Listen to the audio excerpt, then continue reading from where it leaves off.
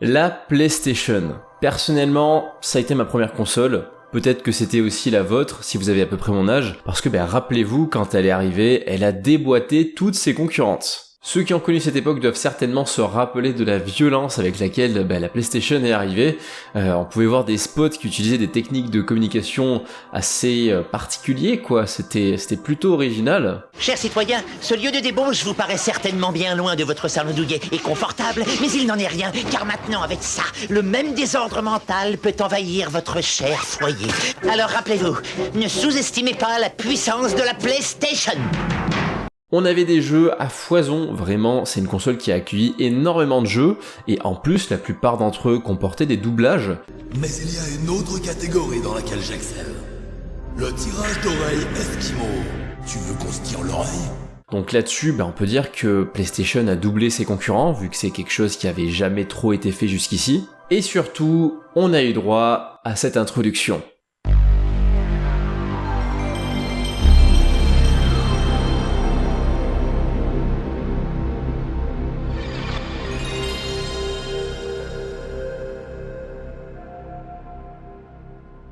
Franchement, est-ce que c'est pas mieux que la SMR, ce genre de truc ? Et on garde les mains sur la table, s'il vous plaît. Salut tout le monde et bienvenue dans cette vidéo dans laquelle, comme vous l'avez deviné, on va parler de cette introduction.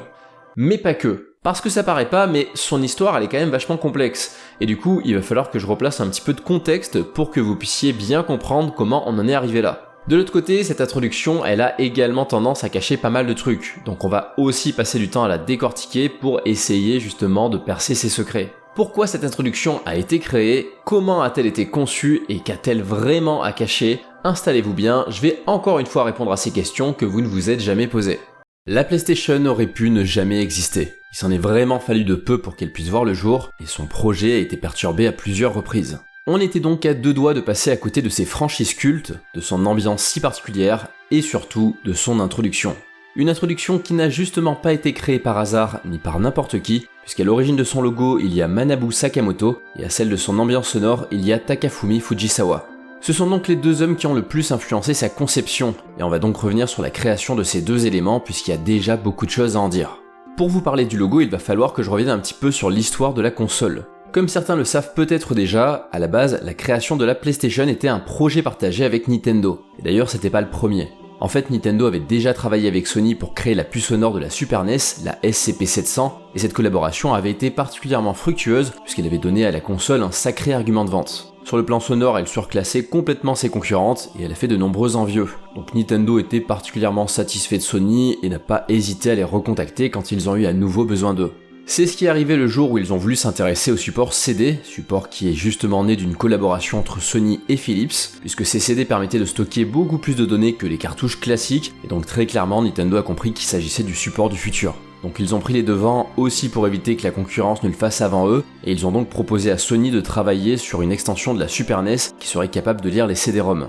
Sony a accepté et la collaboration a donné naissance à la Super NES CD, la fameuse extension de la Super NES demandée par Nintendo. Mais, il y a un gros mais, cette extension n'est pas la seule machine à avoir été conçue par Sony, puisque de leur côté, ils en ont profité pour créer une console hybride et indépendante de la Super NES portant le nom de PlayStation.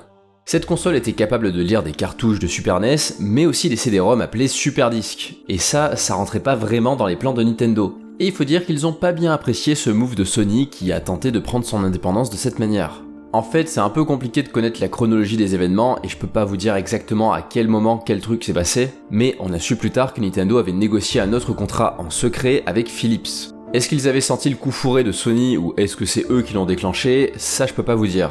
Mais ce que je peux vous dire, c'est qu'Hiroshi Yamauchi, le président de Nintendo de l'époque, est rentré dans une colère noire quand il a décidé d'éplucher leur contrat. Puisque dans celui-ci, Sony a stipulé que chaque jeu CD devait leur appartenir, laissant ainsi Nintendo particulièrement désavantagé en termes de droits de possession.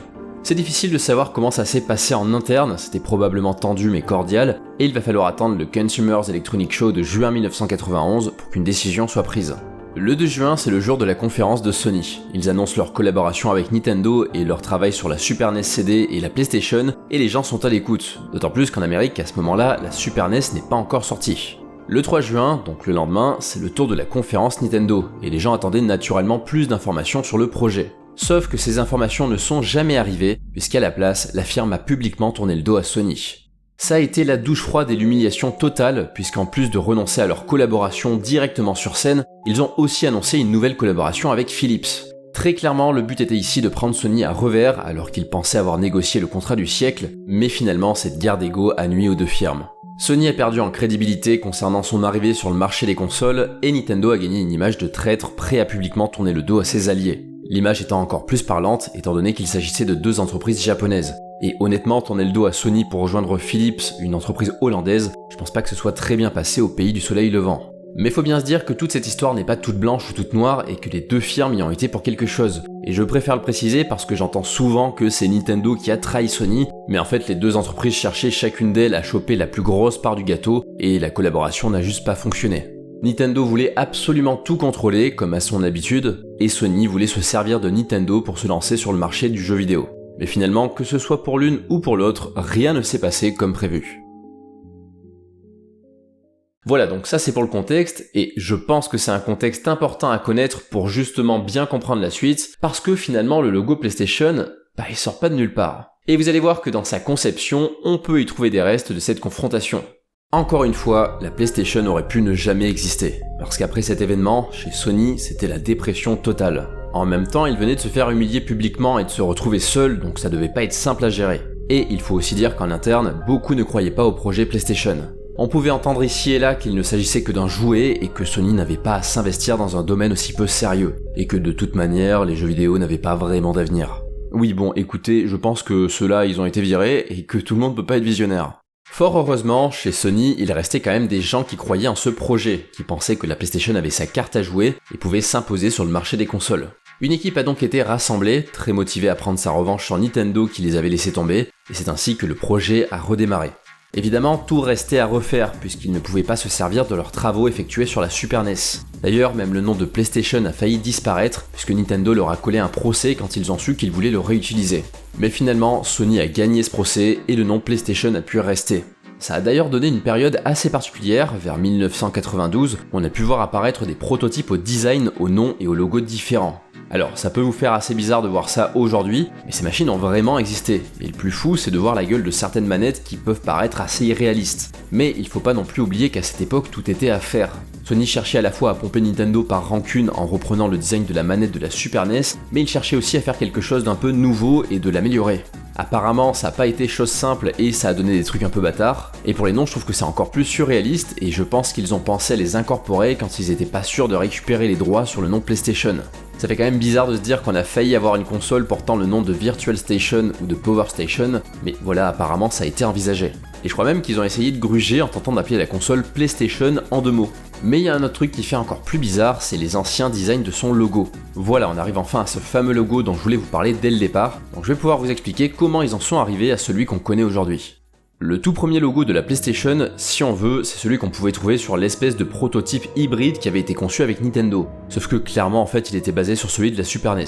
Comme vous vous en doutez, Sony n'a pas pu le garder et il a donc fallu en créer un nouveau, et on a donc donné ce travail à Manabu Sakamoto, avec une seule consigne. Celle d'évoquer l'idée de profondeur pour rappeler la 3D, puisqu'il avait été décidé que la PlayStation se concentrerait sur cet aspect.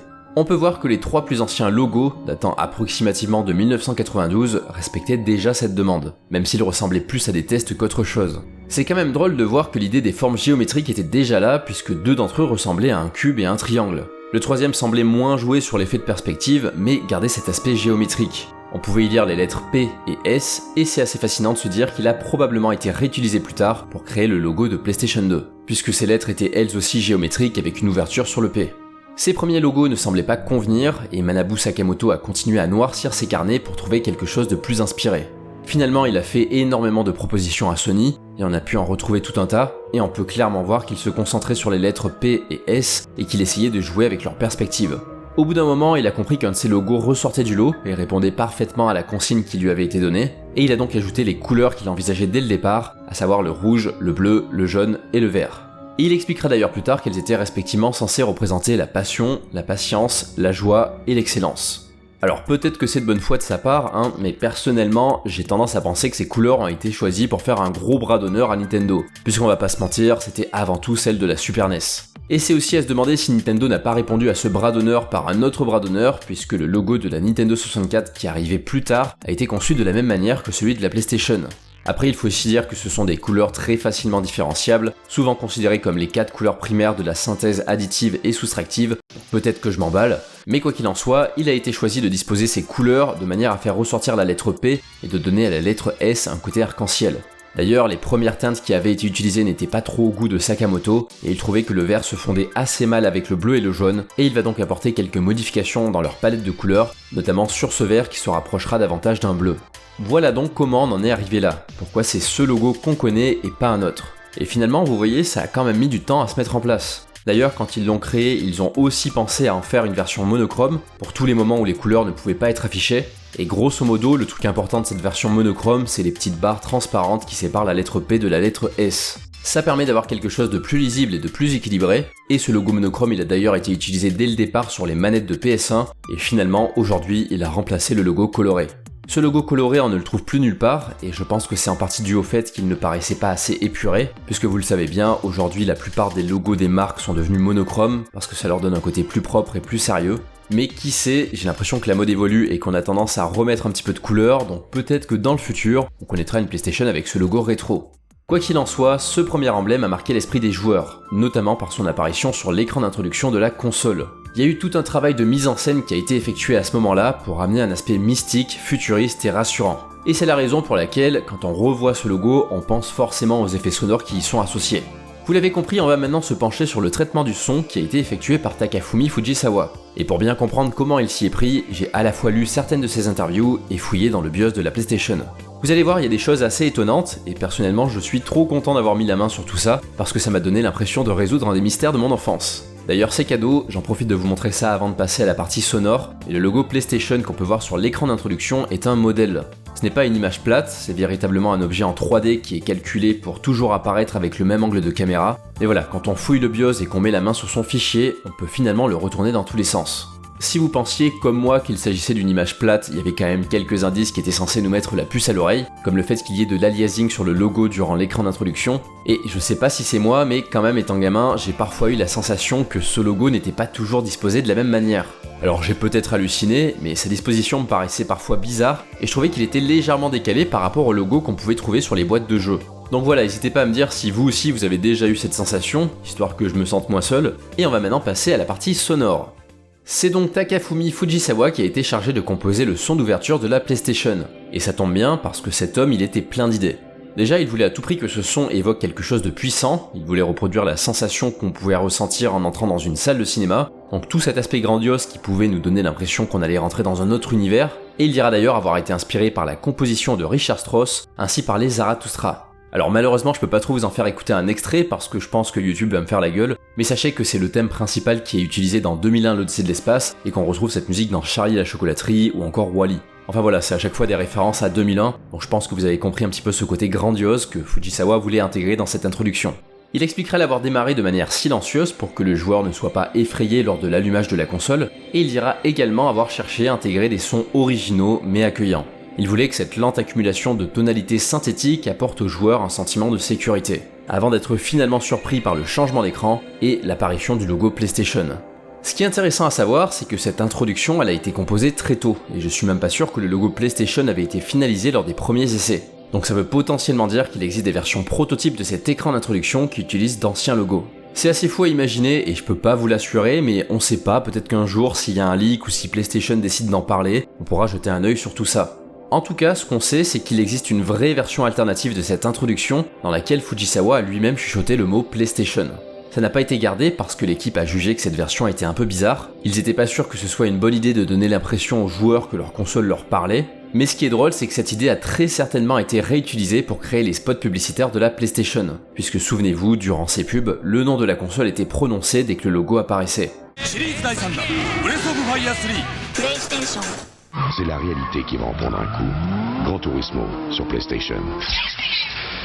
Faut dire que dans ce genre de cas, l'idée était plutôt intéressante, puisque la prononciation du nom de la marque permettait de le retenir plus facilement.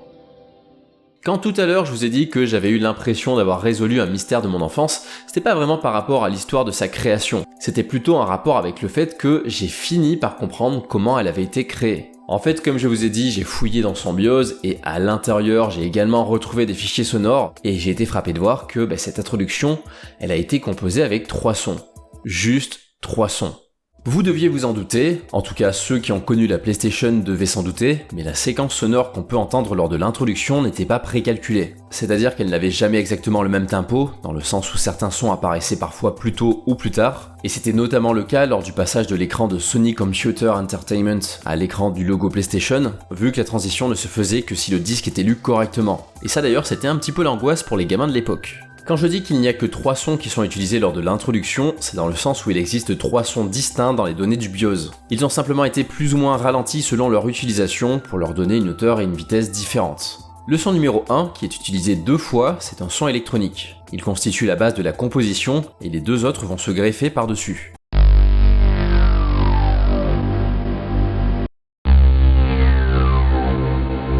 Le son numéro 2, qui est utilisé 3 fois, c'est un bruit de carillon avant. Vous savez, c'est l'espèce d'instrument asiatique qu'on met dans le jardin et qui est censé produire un son relaxant, ou éloigner les fantômes, je sais plus trop. Ben voilà, c'est très exactement ce qu'on entend dans l'intro à 3 reprises, et ça vient ajouter beaucoup d'ambiance.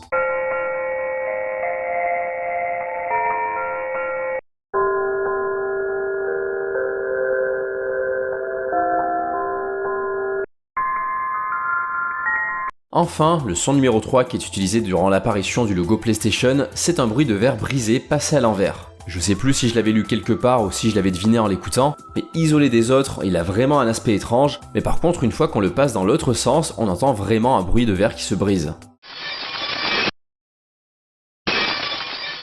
Voilà, maintenant vous savez avec quel son l'introduction de la PlayStation a été composée, et vu que vous êtes sage et que vous avez bien évidemment lâché votre pouce bleu, je vais essayer de vous reproduire tout ça avec une sorte de schéma, pour que vous puissiez bien comprendre à quel moment chaque son apparaît.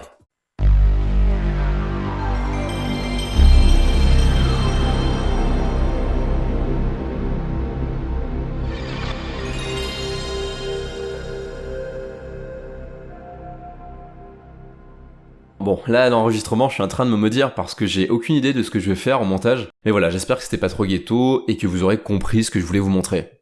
Si cette composition comporte assez peu de sons, je pense que c'était pour alléger le BIOS. Enfin, disons que Fujisawa était obligé de faire un truc assez minimaliste avec ce qu'il avait à disposition. Et finalement, cette introduction, elle est devenue archi culte. Comme quoi, il n'y a pas toujours besoin d'avoir une tonne d'outils pour créer quelque chose de mythique. Voilà, vous savez désormais tout ce qu'il y avait à savoir sur la création de cette introduction.